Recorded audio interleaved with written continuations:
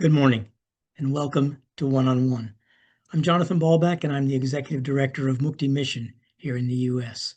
This morning we're going to talk about the 14-year ordeal with the road widening at Mukti Mission.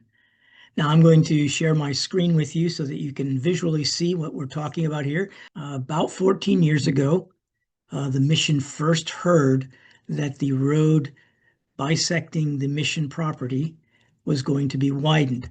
Now here on this picture is an aerial view. This is the main mission campus inside this area here.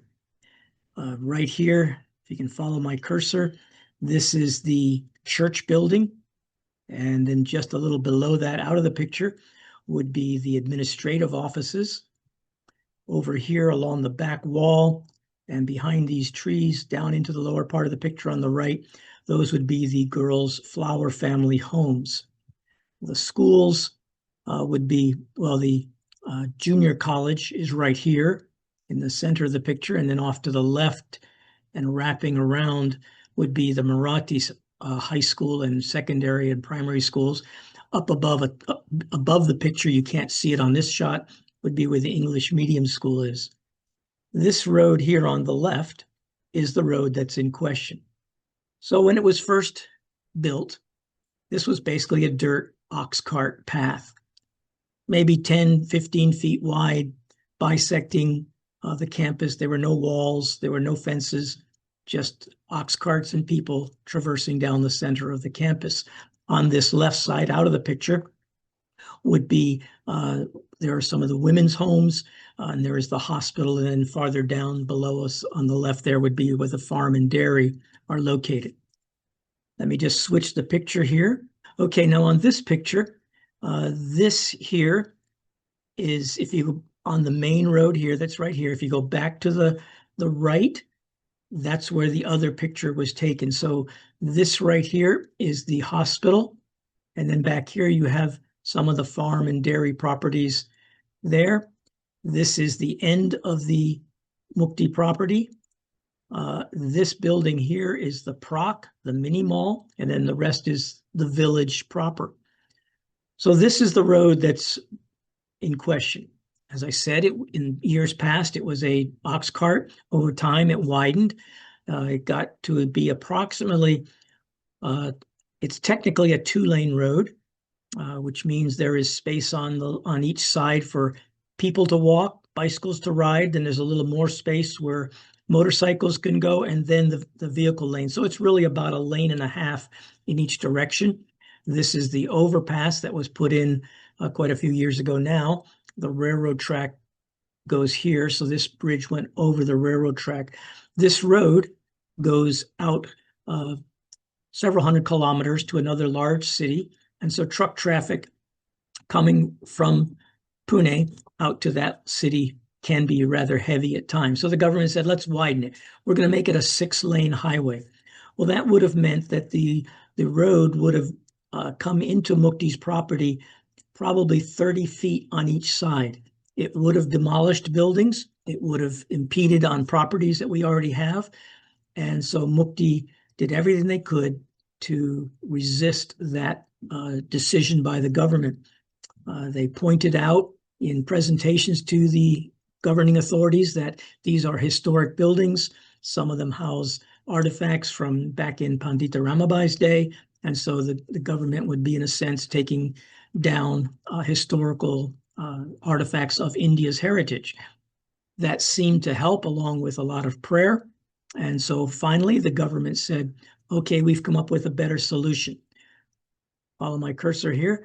We're going to put the road out here somewhere, about another 1/2 mile or so east of the campus, and that then we would basically be going around the campus and not bisecting the campus.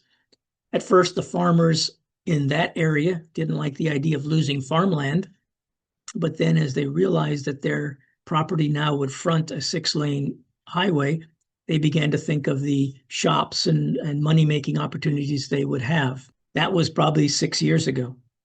So everybody thought things were moving in that direction and it was going to be a done deal, so to speak.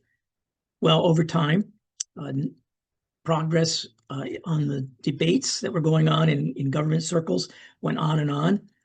And suddenly they came back and said, no, we're going to stay with the original plan, but we're going to cut it down. We're going to only do 2 lanes in each direction.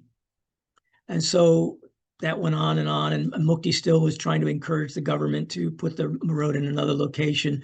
Now the farmers were upset because they were going to lose the road through their property, which was they saw as a money-making opportunity for themselves.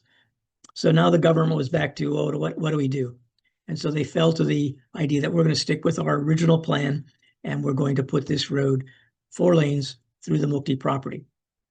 With only a 4-lane road, though, it would not take any of the Mukti property. It would not go past the current walls that are there. Back in October of 2024, the government had actually paved the road, put in a concrete slab, basically, down the length of the road from about 2 miles, I believe that's south of the campus, coming down through the campus. It was about an 18-inch slab of concrete. So now when you walked out the gate of Mukti, you went about 10 feet, and then you had to step up 18 inches onto this concrete slab, which was the new road surface. When I visited in March, they had filled in the drop off from the road surface down to the level of the Mukti gate. They had put in dirt and other stuff in a first step to finalizing that area. They had to put in drainage along both sides of the road. And so now that is done. And so now the road is open. It is a 4-lane road. It does not impede on the Mukti property. But because of the elevation of the road, almost 2 feet higher than the former road surface, now vehicles are 2 feet higher, which means that in a truck or a bus, those vehicles passing by the campus could see over the walls. So now the security of the walls, the privacy that the walls bring, has been diminished greatly.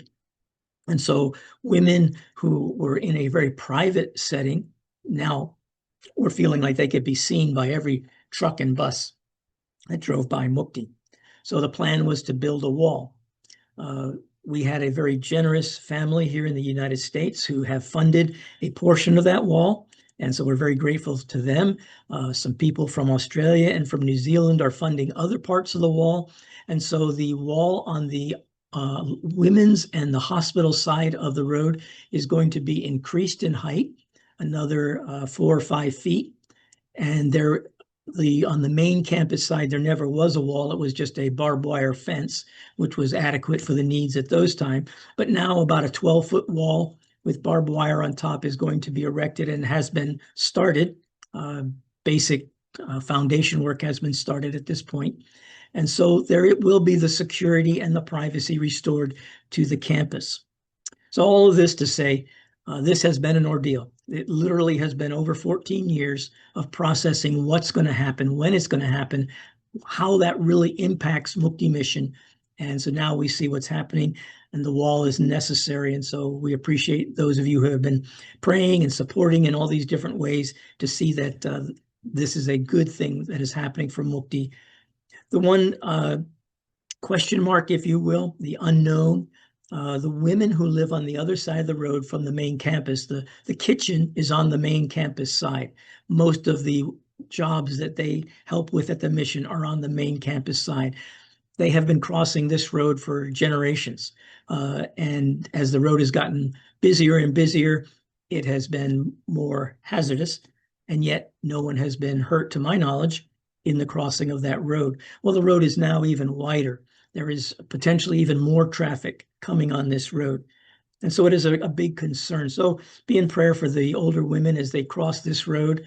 They go across the road, and then they bring their trays and containers of food back over to share with their housemates, their sisters. And so it is a concern as they do quite a bit of crossing back and forth across this road. But it has been a long haul, to say the least. And so we're grateful for what has happened. We're grateful for how God has been sovereign in this, as he always is. And we are grateful for your participation, your support, your prayers as this has happened. A lot of good things happening at Mukti. I appreciate you just tuning in. whether live now or later as we post this video. We just appreciate you listening and keeping tabs with what's going on at Mukti. On May 29th will be our next one-on-one session. That's Thursday, May 29th at 10 a.m. And then the video of that will be posted within an hour after that date. And we'll be talking about summer med. Now, if I was to tell you what that was, you wouldn't need to tune in. So tune in on May 29th at 10 a.m. That's Eastern time for summer med. Thanks again for tuning in. I'm Jonathan Ballback. Have a great day.